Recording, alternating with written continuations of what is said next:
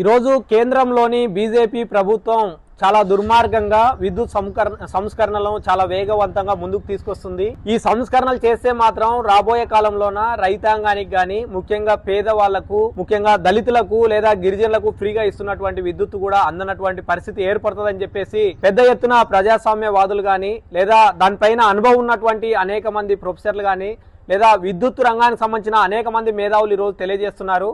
అయినా సరే అవన్నీ గడ్డకు పెట్టేసి కేవలం కార్పొరేట్లకు ఈ విద్యుత్ రంగాన్ని కూడా కట్టబెట్టడానికి కేంద్ర ప్రభుత్వం ముందుకొచ్చి 2025 విద్యుత్ సవరణ చట్టాన్ని కూడా ఈరోజు ప్రవేశపెట్టింది.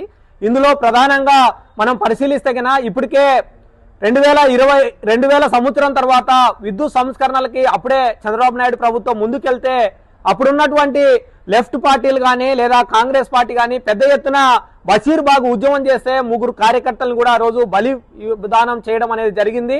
ఆ బలిదానం తర్వాత ఉమ్మడి ఆంధ్రప్రదేశ్ లో కూడా విద్యుత్ సంస్కరణలకి మొత్తం ఇప్పటిదాకా కూడా ఎవరు కూడా సాహసించలేక వెనక్కిపోయినటువంటి పరిస్థితిని మనం చూసాం. అయినా సరే ఈరోజు నరేంద్ర మోడీ ప్రభుత్వం ఉన్నటువంటి సంస్థల్ని ఇప్పటికే మూడు భాగాలుగా విడగొట్టేసి ఇప్పటికే తయారీ రంగంలోన విద్యుత్ తయారీలోన ఇప్పటికే ప్రైవేటైజేషన్ జరిగింది. ఇప్పుడు పంపిణీని డిస్కంలను కూడా మొత్తం ప్రైవేటీకరణ చేయడానికే కేంద్ర ప్రభుత్వం పూనుకుంది. అంటే ఈరోజు అత్యంత ప్రతి మనిషికి దేశ అధ్యక్షుడితో మొదలుకొని సాధారణమైనటువంటి పౌరుడికి కూడా ఈరోజు అత్యవసరమైనటువంటిది విద్యుత్ రంగం. విద్యుత్ లేకోకుండా ఈరోజు ఏ మనిషి కూడా తన మనుగడని సాధించలేని పరిస్థితి ఈరోజు ఏర్పడింది.